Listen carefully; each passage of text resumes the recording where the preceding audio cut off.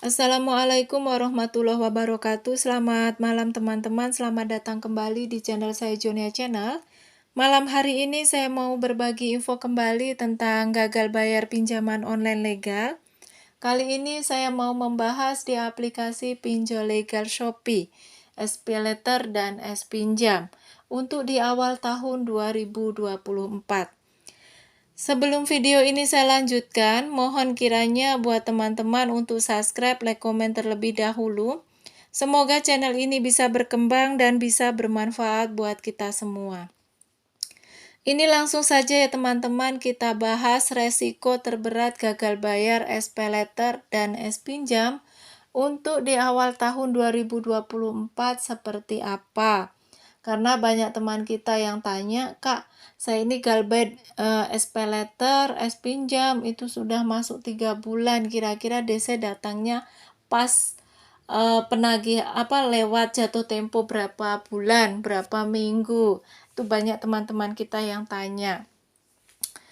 Ini saya bahas untuk di awal tahun 2024 ini nggak jauh beda dari tahun-tahun kemarin teman-teman. Jadi untuk SPayLater ini masih random daerah Jabodetabek. Dan untuk S-Pinjam sendiri belum ada DC lapangannya. Berarti ini masih aman. Jadi yang kemarin teman-teman tanya, Kak, saya ini galbay sampai puluhan juta loh di S-Pinjam karena buat usaha, tapi ternyata usaha saya mandek, macet total, akhirnya nggak kebayar.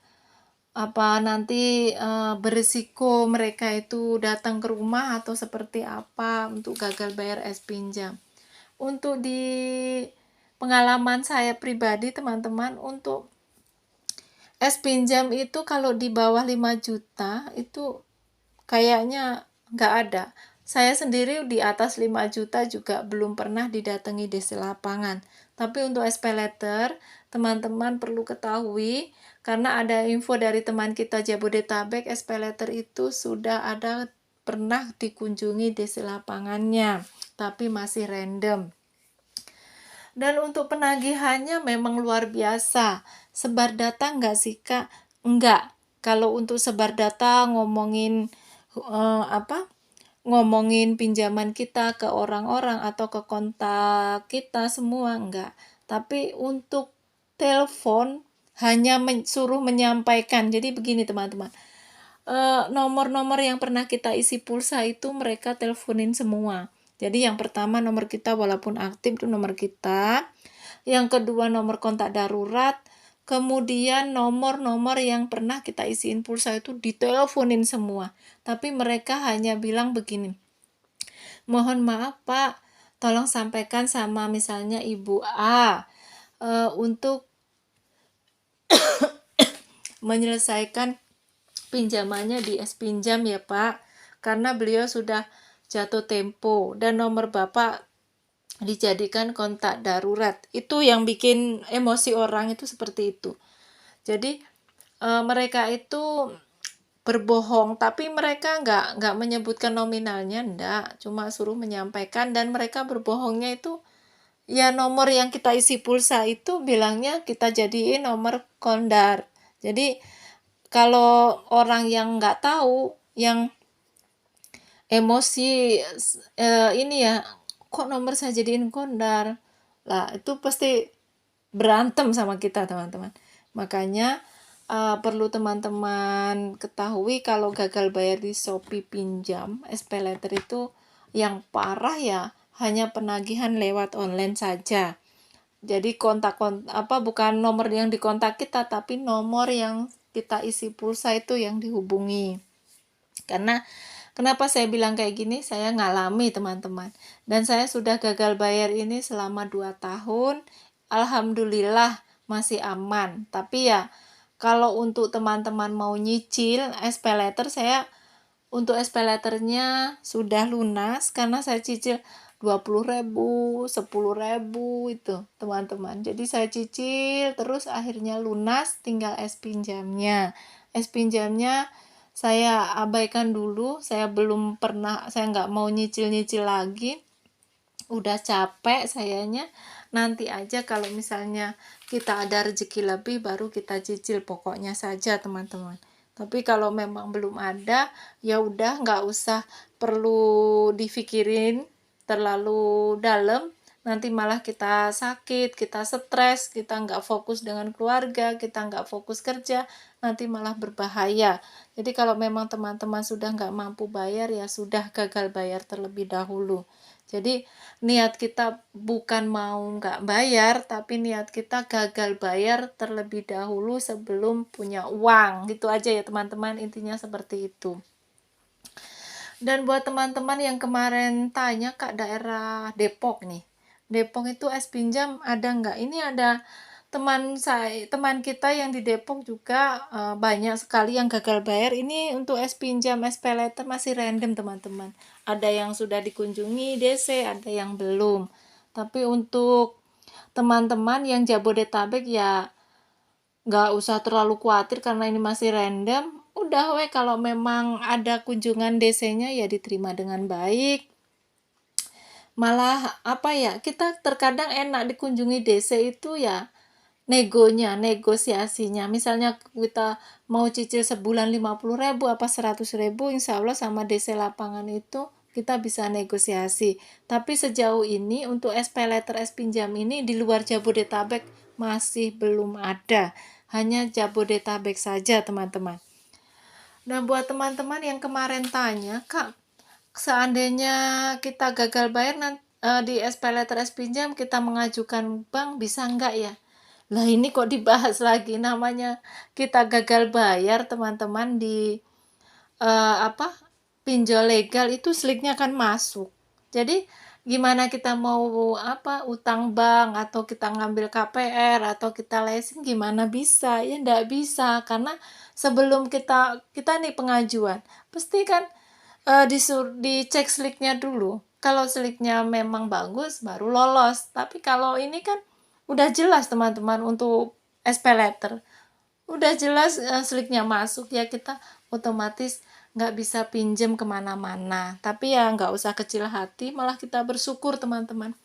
Kita nggak hutang riba lagi, nggak gali lubang tutup lubang lagi. Udah apa adanya saja. Malah menurut saya mah kalau saya pribadi teman-teman udah nggak bisa pinjem sana sini, udah alhamdulillah gitu. Alhamdulillahnya walaupun kepepet ya apa adanya aja kita, nggak usah minjem sono sini sana sini gitu. Apalagi kita sampai panik ya, ini misalnya ada tekanan yang begini suruh cari dana talangan, kita dikirimin foto video segala macam tempat tinggal kita, nggak usah panik. Pokoknya kalau kita niat belum ada uang gagal bayar ya siap semua resikonya, mau didatangi ya diterima, bilang apa adanya. Kalau memang belum ada ya nggak usah kita mengada-ngadakan. Kalau memang belum ada dananya ya nggak usah cari dana talangan sana sini, itu salah, nanti ujung-ujungnya kita yang kejebak lagi teman-teman. Jadi buat teman-teman yang kemarin tanya, Kak, saya ini es paylater, es pinjam ini sampai puluhan juta, usaha saya macet, dan saya takutnya ada DC yang berkunjung, keluarga ndak tahu, dan sebagainya. Ya udah, bismillah, yang penting insya Allah kalaupun untuk es pinjam ini belum ada, dan untuk es paylater masih random, bismillah kakak semua, teman-teman semuanya kuat. Dan sebelum mereka itu ini sekedar ini aja ya teman-teman, sharing kita sebelum mereka datang. Kalaupun mereka datang kita udah sedia payung sebelum hujan, bilang aja terus terang sama keluarga dari hati ke hati. Apapun tanggapan keluarga ke kita, sama seperti saya dulu teman-teman, saya nggak diterima, semua dicaci maki di ini, tapi saya kuat-kuatkan. Akhirnya ya lama kelamaan keluarga nerima, walaupun dengan konteks yang kita suka disindir, yang kita suka diguncingin, ya udah terima aja teman-teman. Yang penting keluarga kita utuh, kita fokus cari fokus kerja saja, ngurusin keluarga nggak usah terlalu banyak pikiran mikirin pinjol, sudah tutup buku. Kalau teman-teman pengen aman lagi, cabut kartunya, sudah. Nggak usah kita bertele-tele, nanti Kak kalau dicabut ngubungin ini tuh sudahlah. Itu udah nggak penting lagi teman-teman. Yang penting hati kita tenang, biar kita fokus ke keluarga dan pekerjaan.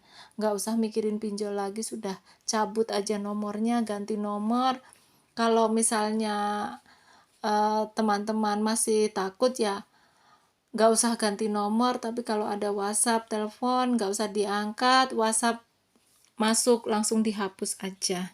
Mungkin hanya ini ya teman-teman, video dari saya, semoga bermanfaat. Kita nggak sendiri, saya juga sudah 2 tahun. Pokoknya sedih kalau bercerita panjang lebar, mungkin nggak ini teman-teman kita cerita di sini, tapi apa yang teman-teman alami, saya sudah terlebih dahulu mengalaminya. Pahit sekali. Saya bukan cuma sedikit teman-teman, legal maupun ilegal saya sudah alami ya gara-gara gali lubang tutup lubang. Mungkin hanya ini ya teman-teman video dari saya. Saya akhiri. Wassalamualaikum warahmatullahi wabarakatuh.